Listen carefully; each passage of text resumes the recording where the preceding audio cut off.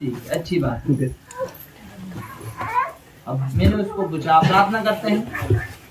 नहीं करता हूँ। आप विश्वास करते हैं? नहीं, मैं विश्वास नहीं करता। आप विश्वास नहीं करते हैं, आप प्रार्थना नहीं करते हैं, आप मसीह जीवन नहीं जीना चाहते हैं, आप आज्ञाओं को मानना नहीं चाहते हैं, आप संगति रखना नहीं चाहते हैं, और फिर आप बोलो उन्नति हो जाए।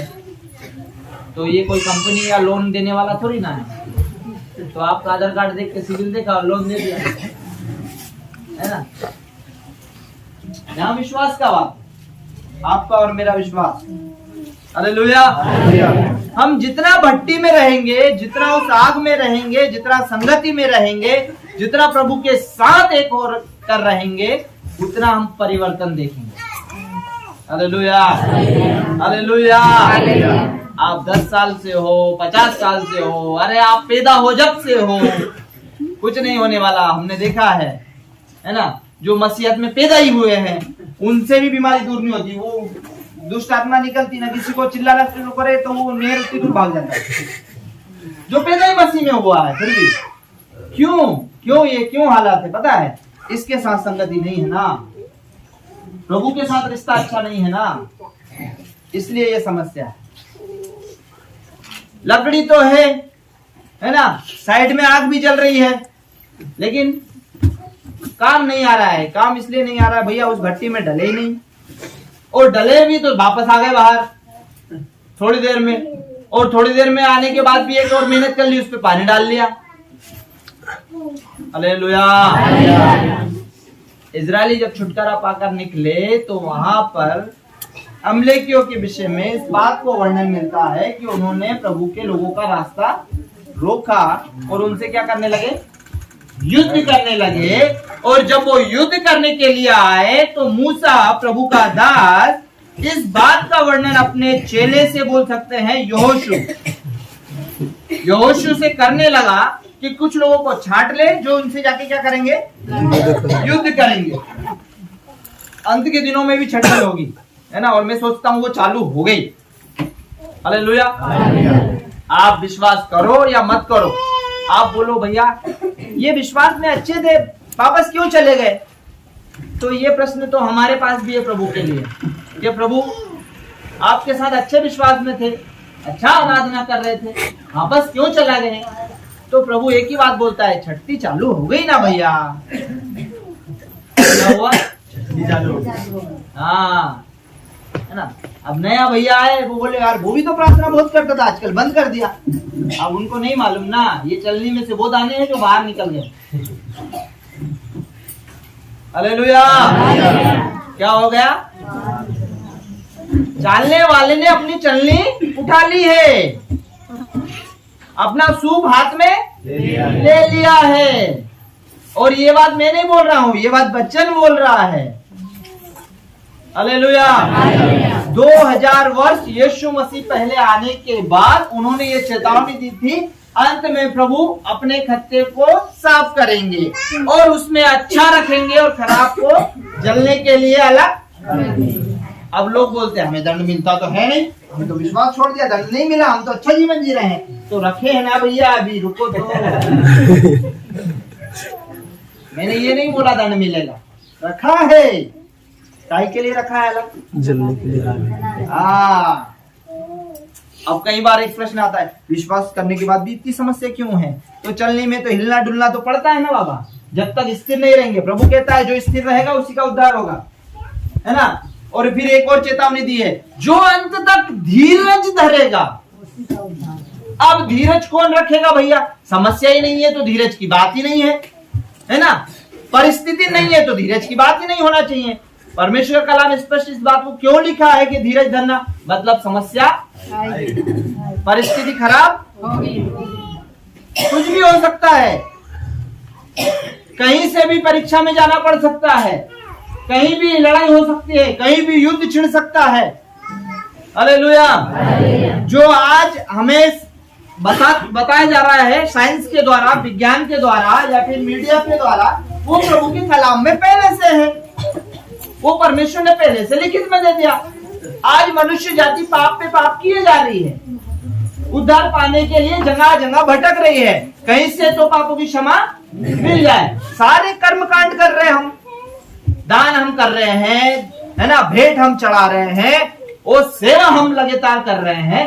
किस लिए? ये सब किस लिए कर रहे हैं?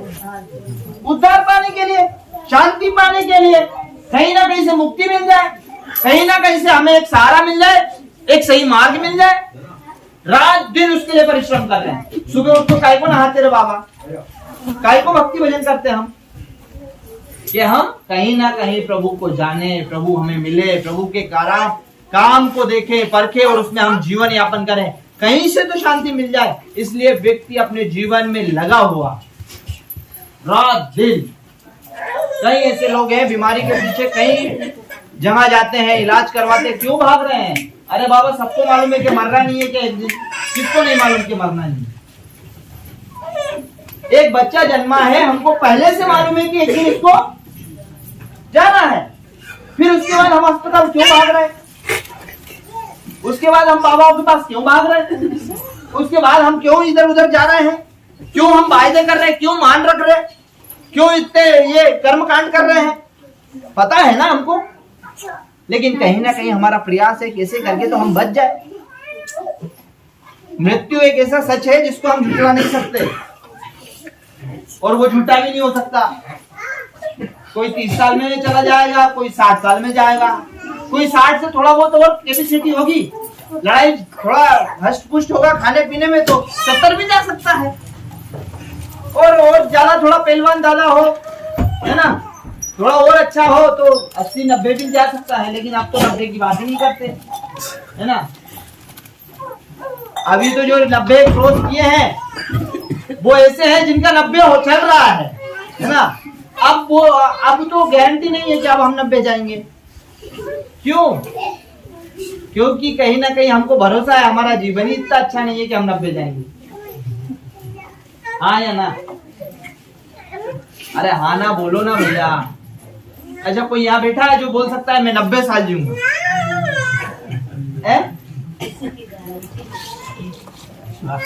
विश्वास है, अच्छी बात है, विश्वास होना भी चाहिए।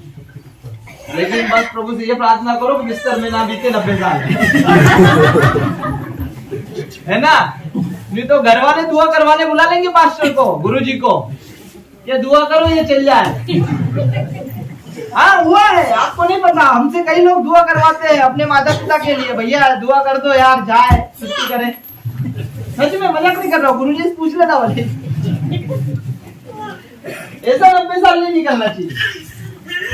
निकले 2 साल जिंदा रहे, प्रभु दीर्घायु करे, 120 साल पूरा जिंदगी जीके जाए।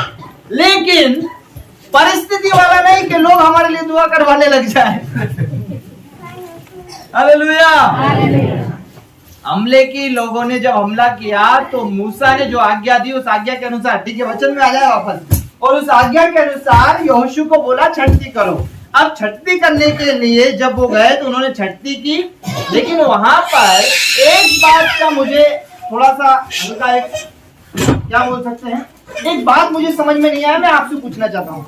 युद्ध यहोशू को करना है, योद्धा लोग ही छाटा होगा, हाँ या ना? अरे लड़ने वालों को छाटे कि नहीं छाटे, है ना। यहोशू युद्ध करने में निपुण है, युद्ध करने वाला व्यक्ति है, हथियार होगा तभी तो युद्ध करने चल दिया, है ना। अब युद्ध भूमि में जाने की बात आई तो मूसा ऐसा क्यों बोलता है कि मैं कल जब तू युद्ध करेगा तब परमेश्वर की लाठी लेके मैं पहाड़ की चोटी पे जाऊंगा। अरे भैया युद्ध करने जाओ ना, पहाड़ की चोटी पे क्या करने जा रहा मूसा? आपको समझ में आया क्या कुछ? परमेश्वर के सामने क्यों? आपने कभी सोचा इस बात को? जहां जहां युद्ध होता है परमेश्वर के लोगों के साथ, तो लोग युद्ध करते हैं, लेकिन उसमें से कुछ लोग क्या करते हैं, पीछे की साइड जाते हैं, पीछे युद्ध भूमि में नहीं, पीछे युद्ध से बाहर जाते हैं, या तो पहाड़ पे या फिर अपने घर में अंदर गेट लगा देते हैं। युद्ध चल रहा है, भाई लोग, परिवार के लोग युद्ध लड़ रहे हैं, लेकिन ये ऐसा क्या करने आए हैं पहाड़ पे? और वहां लिखा है कि मैं अपनी लाठी ली हुई है, परमेश्वर की लाठी ली हुई है, युद्ध भूमि से ऊपर पहाड़ की चोटी पे जाऊंगा और युद्ध करना। आगे बढ़ेंगे जी, उसी को मूसा की इस आज्ञा के अनुसार हाँ यहोशू अमालेकियों से लड़ने लगा। हाँ और मूसा हारून हाँ और हूर पहाड़ी की हाँ। चोटी पर चढ़ गए। ठीक है, देखो युद्ध का समय हो गया। हालेलुया। पीछे तक मेरी आवाज आ रही है सबको, है ना? अब सुनो ध्यान से एक बात को, अगर आप बीमारी में हैं, आप समस्या में हैं, तो यहाँ से कान लगा के सुनना। अब मैं मजाक का विषय नहीं है, ये सीरियस है ना? क्योंकि यहाँ एक जो 2 घंटे मजाक में अगर निकाल दिया है तो मैं बोलता हूँ कि गारंटी आप 1 हफ्ते बाद वापस आओगे। और आना चाहिए, प्रार्थना का विषय, धन्यवाद का विषय आना चाहिए, लेकिन समस्या में नहीं आना चाहिए बार बार, फिर एक आनंद के साथ आना चाहिए, वो एक धन्यवाद का विषय।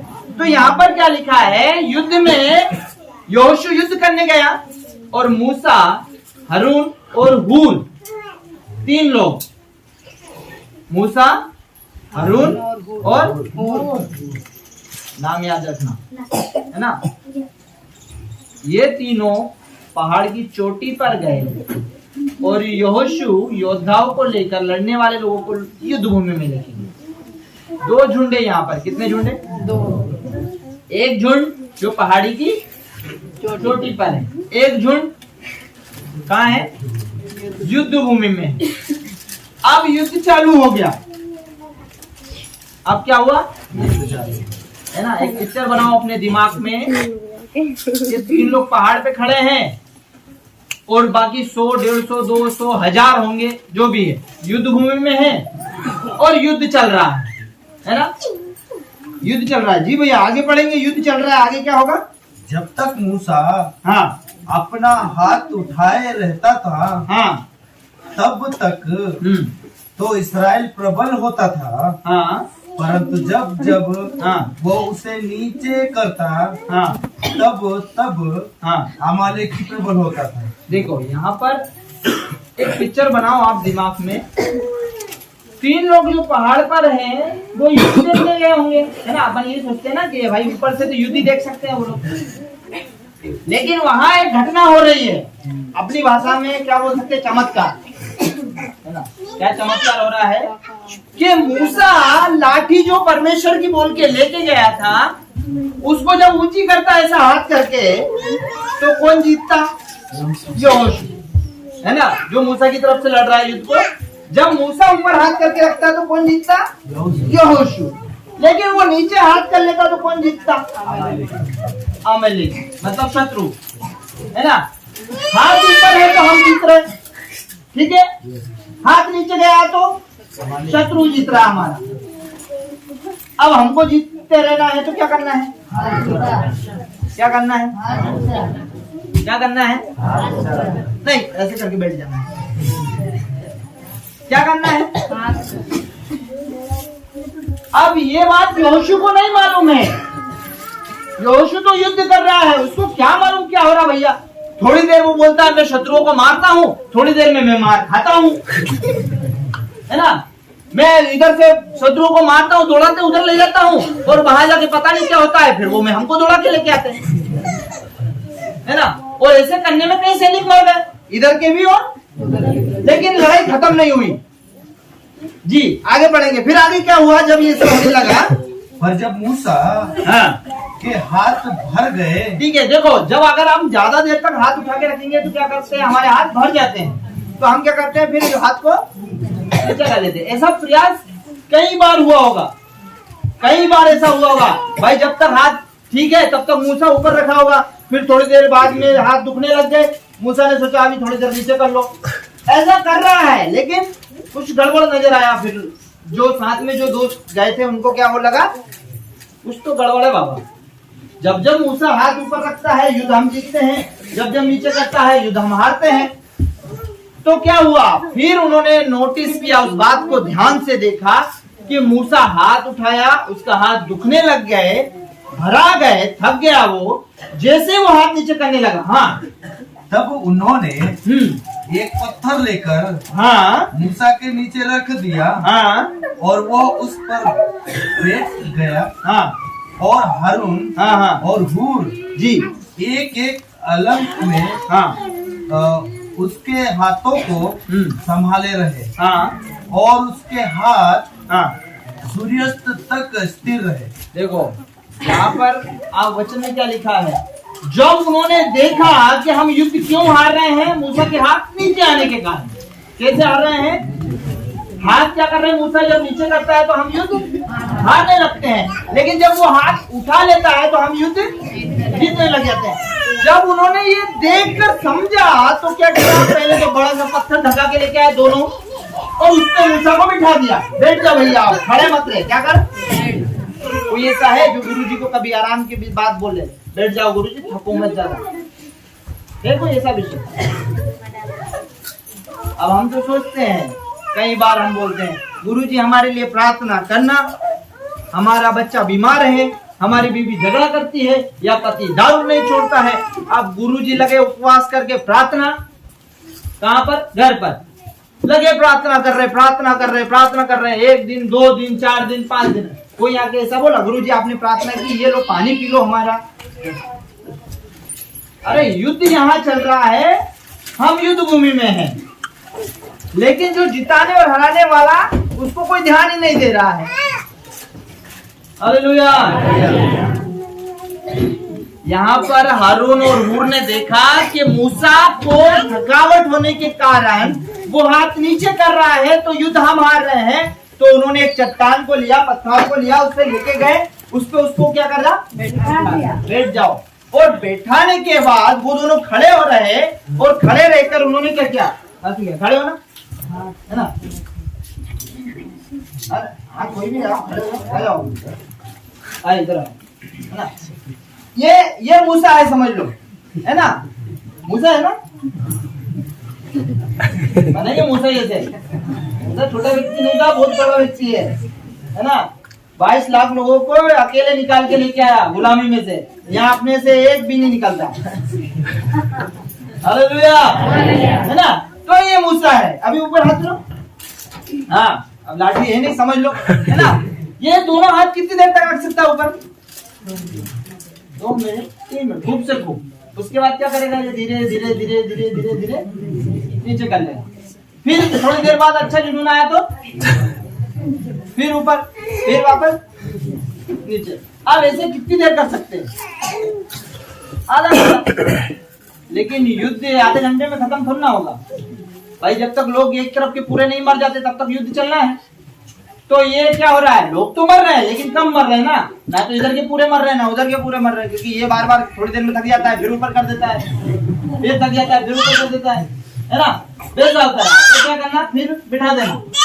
ये कुर्सी दे दो भाई, ना? अब हाथ तो ठीक है, शरीर भी तो दर्द कर रहा है ना? बैठ जाओ। ये मूसा बैठ गया हमारा। क्या करा? अब बैठने से इसको क्या हो रहा है? आराम मिला। क्या मिला? अब आराम मिला। माजी में खड़े ना, है ना? अब हूर और हारून ने क्या किया? चट्टान पर बिठाने के बाद इसके हाथ को पकड़ा। पकड़ो भैया, पकड़ा और ऐसे पकड़ के रखा। क्या किया उन्होंने? अब क्या होगा? अब ये थक भी नहीं रहा है, इसका हाथ दर्द करे नहीं करे, हम तो छोड़ने वाले नहीं है ना? समझ में आया नहीं? क्यों नहीं छोड़ेंगे हम? क्योंकि हमको हमारी सेना को जिताना है। क्या करना है? हमारी सेना को क्या करना है?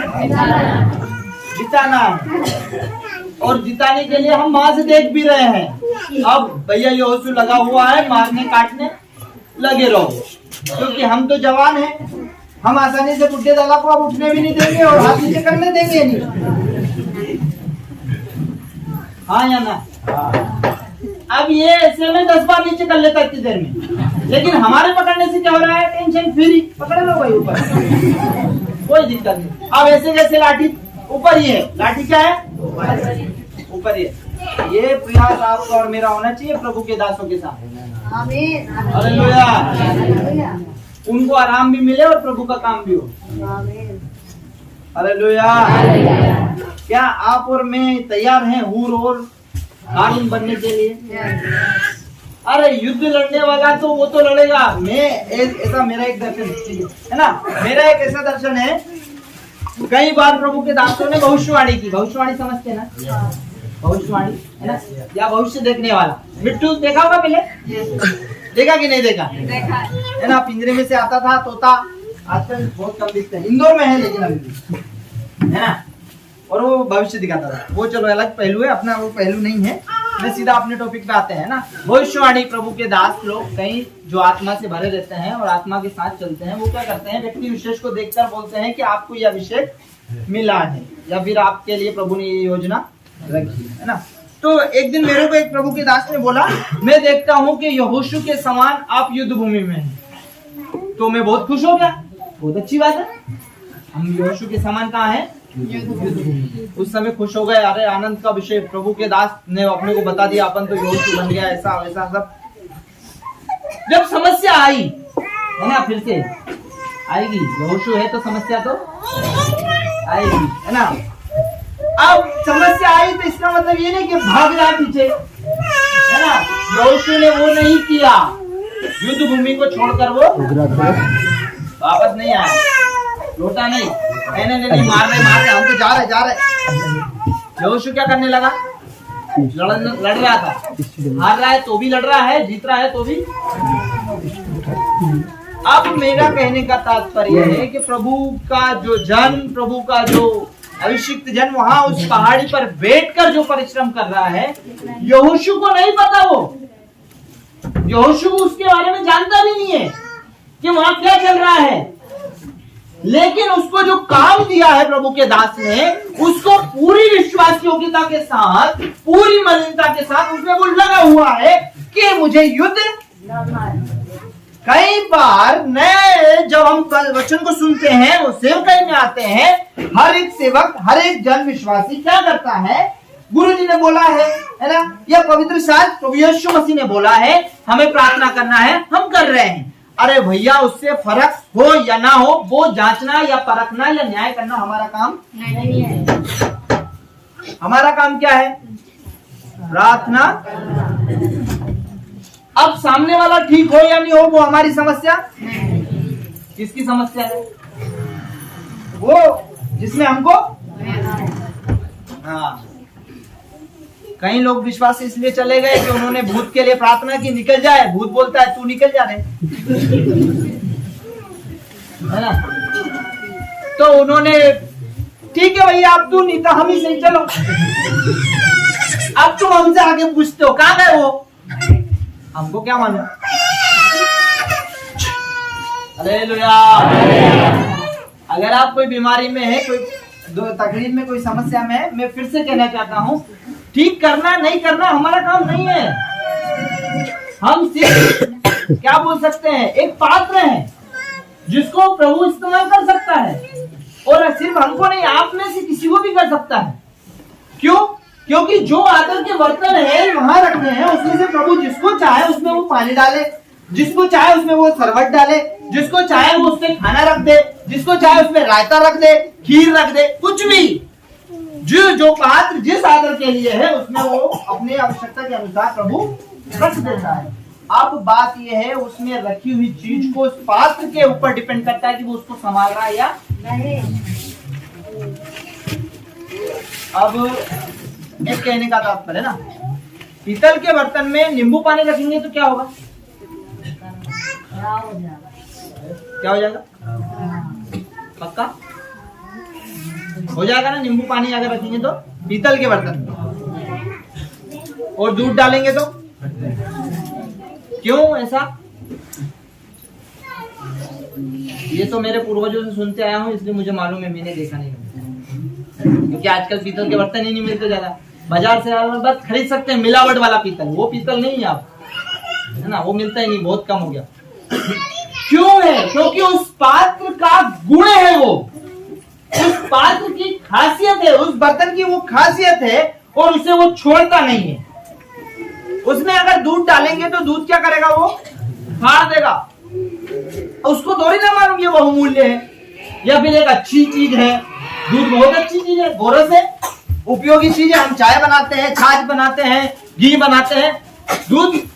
लेकिन उसके लिए तो वो खराब है, उस पात्र के लिए दूध क्या है, इसलिए वो उसको उखाड़ देता है।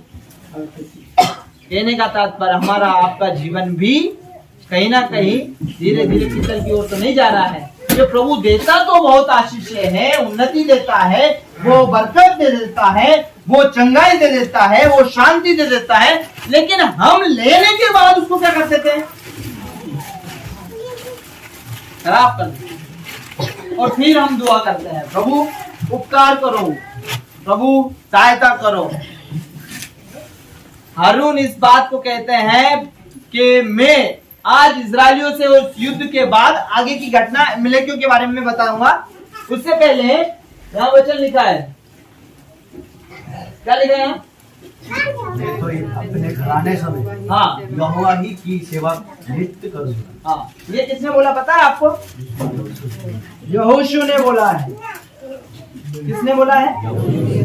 ये जो वचन लिखा है इसलिए वहां लिखा है यहोशू 24 अध्याय के 15 पद में बाइबल में लिखा है। किसने बोला ये वचन? यहोशू ने हजारों लाखों की भीड़ में एक बात को बोला, आज तुम चुन लो कि तुम किसकी सेवा करोगे। जब ये आराधना करने के समय में नहीं आते हैं, जब ये बलिदान के समय में नहीं आते हैं, जब सेवा करने के समय नहीं आते हैं, तो इजरायली लोगों के बीच में यहोशू ने इस बात की घोषणा की, आज तुम चुन लो कि तुम किसकी सेवा करोगे या किसके पीछे चलोगे, लेकिन मैं अपने घराने समेत यहोवा ही की नित्य सेवा करता रहूंगा। अपने शब्दों में क्या करूंगा? आप और चुन लो कि तुम किसकी सेवा। कई लोग धन की सेवा करते हैं, है ना, लगे हुए हैं। काम करने के विषय में मैं मना नहीं बोल रहा हूँ, यह काम के विषय में मैंने बोला भी नहीं है। धन की सेवा मतलब पैसा आया और पैसे लेके उसको गाने लगना, उसको महिमा देने लगना, उससे आधारित हो जाना। कोई अपने बल की सेवा करता है, अपने शरीर की सेवा करता है। इसलिए भविष्य वक्ता इस बात को कहता है, अगर कोई धनवान है तो धनवान अपने धन पर घमंड, क्योंकि एक दिन ऐसा यीशु मसीह जब इस धरती पर थे तब एक धनवान व्यक्ति के विषय में यीशु मसीह ने उदाहरण दिया कि एक धनवान था, 100 एकड़ या 100 बीघा उसके पास जमीन थी। उस साल बहुत आवक हुई, बहुत आवक होने से उसके पास बहुत धन हो गया।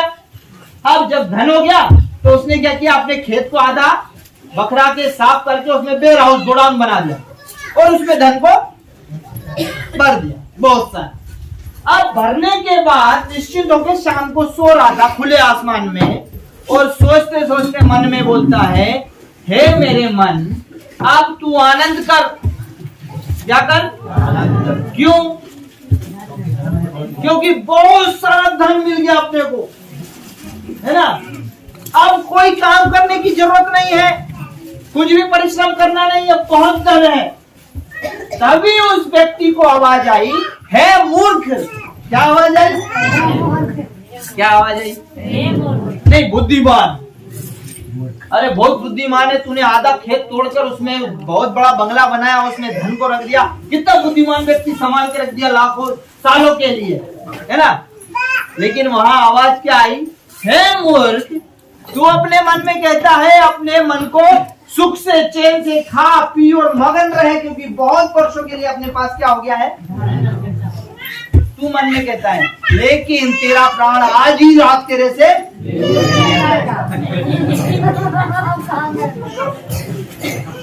भैया। फिर वो जमीन किसकी? फिर वो जो धन इकट्ठा किया वो किसका? इसलिए पवित्र शास्त्र में कहा है, धनवान अपने धन पर घमंड, बलवान अपने बल पर घमंड, बुद्धिमान अपनी बुद्धि पर घमंड। हाँ, और घमंड करना है तो इस बात से कर कि तू मुझे जानता है और समझता है। क्या करता है? हाँ, अच्छा शरीर है, बहुत सारा बॉडी है, मैं तो पहलवान हूँ, किसी से हार नहीं मानूंगा, सबको ऐसे दबा के घुमा के फेंक दूंगा, है ना। अगर जरा सा बीपी हाई की बीमारी आ गई ना, फिर वो मलक बुरा डॉक्टर है ना, आपको बोले पड़ेगा, लेट जा रहे चुपचाप। हाँ, बल पर घमंड, धन पर घमंड। कोई बुद्धिमान इंजीनियर है और मेरे दिमाग से देखो, आज ताजमहल वाले अभी कहाँ जिंदा रहा है, मर गया ना। इतनी सुंदर कायनात बनाकर, उसका एक अच्छा अजूबा बनाकर, उसके बाद बुद्धिमान, इतना बुद्धिमान था उसने बना लिया, है ना। उसके बाद अमर हो गया क्या, पता नहीं कौन से कीड़े खा गए उसको भी, है ना। इसीलिए परमात्मा, परमेश्वर इस बात को कहते हैं कि किसी बात का घमंड। और अगर आपको अपने जीवन में घमंड करना है तो किस बात का करना है कि हम उसे जानते हैं और उसे समझते हैं। ये है घमंड का विषय। सिर्फ एक, इस शरीर में रहते समय, इस जीवन में रहते समय एक ही घमंड का विषय। अरे घमंड करने का विषय क्या है, सिर्फ उसको जानना और समझना। और उसको जानने और समझना कब होगा, जब हम इसको समझ देंगे। किसी को जानना और समझना हो तो ऐसा हाथ मिला के चले जाने से हो जाता है क्या? हाँ, मैं आपके बारे में पूरा जानता हूँ, हो सकता है क्या? नहीं, उसके साथ रहना पड़ेगा, उसके साथ खाना पीना पड़ेगा, उसके साथ घूमना पड़ेगा, तभी ना उसके बारे में मालूम पड़ेगा अपने को। लेकिन नहीं, हम तो आते हैं, भैया कैसे, क्या बढ़िया, ठीक है आओ, फिर अपने घर को चले। नहीं जान सकते, 1 2 3 4 जितनी बार आओ जाओ, नहीं जान सकते, उसको लेके जाओ। क्या करो, प्रकाशित वाक्य में आप और मैं पढ़ेंगे, वहां एक बात को लिखा है, प्रभु यीशु मसीह कहता है, मैं द्वार पर खड़ा हुआ क्या कर रहा हूँ, क्या कर रहा हूँ। ऐसी आवाजें आ रही है, कहाँ पर, यीशु मसीह हमारे द्वार को क्या कर रहा है। और फिर कहता है अगर द्वार खुला तो क्या करेगा, वो अंदर आएगा, अंदर आएगा, फिर लिखा है वो हमारे साथ भोजन करेगा, हालेलुया, संगति करेगा, वार्तालाप करेगा। और जब वो अंदर आएगा तो समस्या ऑटोमेटिक पीछे के रास्ते से खसक लेगी। नहीं रे बाबा, इधर सिपाही आ गया, चलो भाग लो यहाँ से आप, है ना। दरवाजा नहीं हो तो खिड़की से निकल लेंगे, निकलना पड़ेगा। क्यों? क्योंकि सिपाही आ गया है, पुलिस आ गई है, कैसे तो भागना है, वहां रुक नहीं सकते, क्योंकि हमको नहीं पता ना ये कितनी देर यहाँ रुकेगा, है ना। लेकिन होता क्या है, हम द्वार नहीं खोलते, हम अंदर ही बोलते प्रभु अंदर आ जाओ। तो बोलता है द्वार तो खोलो, है ना। किसी ने कहा है तू एक कदम तो बढ़ा, प्रभु तेरे और दौड़ के चले आए, लेकिन वो कदम ही नहीं उठ रहा है। पता नहीं कीचड़ में लगा दिया, पैर किधर फंसा दिया दलदल में, अब हिलने का ही नाम नहीं ले रहा है भक्ति की ओर, है ना। इसलिए वचन कहता है प्रभु के लिए समय दो, हालेलुया। जब हूर और हारून ने देखा युद्ध हम एक ही बात से जीत सकते हैं कि प्रभु के जन के हाथों को उठा रखो और उसको उठाकर ऊपर रखते हुए इस बात का दिमाग में रख के रखो कि जब तक ये हाथ ऊपर है हम युद्ध जीत सकते हैं, लेकिन ये नीचे होने के कारण हम युद्ध। हमारी प्रार्थनाएं, हमारा उपवास, हमारी आराधना, हमारा वचन की सेवा, सब कुछ अच्छा है जब तक हम भट्टी के साथ हैं। मेरे प्रियो, अपने आप को ऐसा बनाओ कि भट्टी में से निकलने के बाद भी आग नहीं बुझना चाहिए, पूरी जल जाए वाली। कई लकड़ियों को आप भट्टी में से निकाल के बाहर डालो, वो पूरा जल के कोयला हो जाएगी, लेकिन धुआं देखा है आपने ऐसा? अरे मैं सोचता हूँ, हम तो गांव में बहुत शादी ब्याह घर पे भी देखा होगा, कई लकड़ियां ऐसी होती है जो पूरा आखिरी तक जल जाएगा, राख हो जाएगा वहां जलकर, लेकिन धुआं नहीं निकलेगा। अपने जीवन को वैसा बनाओ ना। यहाँ भट्टी में रह के तो सब जलने की बात करते हैं, मैं भी बहुत पहलवान हूँ, जरा अकेले में आए थे फिर मिलके, हालेलुया। बीते दिनों में एक भाई मुझे मिला, अरे आप प्रार्थना करते हो? मिलके हाँ मैं प्रार्थना करता हूँ। कैसे, क्या बढ़िया चल रही है अभी तक? मतलब अभी तक बोले तो नहीं, अभी भी प्रार्थना कर रहे हैं कि बंद कर दिया? बोले यार शुरू कब किया था तो बंद करेंगे, वो तो चल ही रहा है। हालेलुया। कहने का तात्पर्य, एक दिन बीच में एक हमारे आत्मिक पिता से एक व्यक्ति ने प्रश्न किया, वो बलवान भैया आजकल प्रार्थना में दिखते नहीं, चले गए क्या? नहीं रे भैया, अभी मैं जीवित ही हूँ, अभी तक नहीं गया हूँ। प्रभु ने चाहा तो देखेंगे, है ना। मतलब लोगों की मानसिकता कहाँ जा रही है? लोग क्या सोचते हैं जो प्रार्थना में बैठे वही प्रार्थना करने वाला है? अरे नहीं रो बाबा, कई लोग पर्दे के पीछे, मैं बता रहा हूँ ना, हारून और हूर और मूसा युद्ध भूमि में युद्ध नहीं लड़ रहे हैं, लेकिन वो इसके पीछे की साइड में युद्ध लड़ रहे हैं। और वो युद्ध यहाँ विजय दिलाता है। यहाँ जो युद्ध होता है उसमें जीत कभी हार, कभी जीत कभी हार चलता है, लेकिन जिताने वाला युद्ध कौन लड़ रहे हैं? जो उधर है। हालेलुया। तो हमें दो झुंड में से किसी भी झुंड को मेंबरशिप ले लेना है। एक झुंड जो युद्ध भूमि में युद्ध करे, और दूसरा झुंड जो युद्ध भूमि को जिताने के लिए युद्ध करे। हालेलुया। अरे यहाँ सेवा नहीं कर सकते मत करो ना, घर पे बैठ के तो एक अच्छा सेवा जीवन जी लो। हालेलुया। सेवा करना ये नहीं कि खड़े होकर प्रचार करना है। मैं कई लोगों को देखता हूँ, कई लोगों को सुनता हूँ, सोचते हैं हमें प्रोटेक्ट दे दो, इधर से दो, गुरु जी की जगह पे खड़े हो जाए, फिर देखो लोगों को यूं यूं गिरा देंगे, गिरा देंगे। अरे यूं यूं गिराना सेवा थोड़ी ना होता है बाबा, यूं यूं उठाना सेवा होता है। हालेलुया। यूं यूं गिराना हमने गिरा के भी देख लिया, है ना। यूं यूं से सेवा नहीं होती है, यूं यूं खड़े रहकर सेवा होती है ना। पता लगे यूं यूं गिराते गिराते एक दिन आप नहीं गिर गए, फिर किसी ने खबर दी वो भाई तो दिखता नहीं है ना। तो सेवा वो करो जिसमें अपन खड़े रहे और लोगों को भी खड़ा, और वो सेवा कहाँ होगी? घर पर, आपका एकांत का समय में, आप जब अकेले हो तब, वही सेवा आपको और मेरे जीवन को बनाकर रखे। हालेलुया। हालेलुया। किसी के सहयोग की आवश्यकता नहीं, क्योंकि परमेश्वर मेरा बल है। उसके साथ अगर मैं हूं तो मुझे किसी से डरने की भी आवश्यकता नहीं। हालेलुया। हालेलुया। आंधी आए तूफान आए वो मेरे साथ है। एक गायक कलाकार इस गीत को गाते हैं, डरना डरना नहीं डरना, प्रभु यहोवा साथ है। मरना मरना नहीं मरना, यीशु जी अपने साथ है। शैतान तुझ पे करे चढ़ाई, नीसी बनकर साथ है। कोई भी रोग हो, कोई बीमारी, राफा बनकर साथ है। हालेलुया। हालेलुया। इस युद्ध को जीतने के बाद यहोशू और मूसा जब इकट्ठे हुए, जब वो जीत गए, तो वहां पर उन्होंने एक नाम दिया परमेश्वर को कि ये यहोवा नीसी है जो जय देने वाला है। हालेलुया। हालेलुया। और वो जय तब देगा जब हम युद्ध में रहेंगे।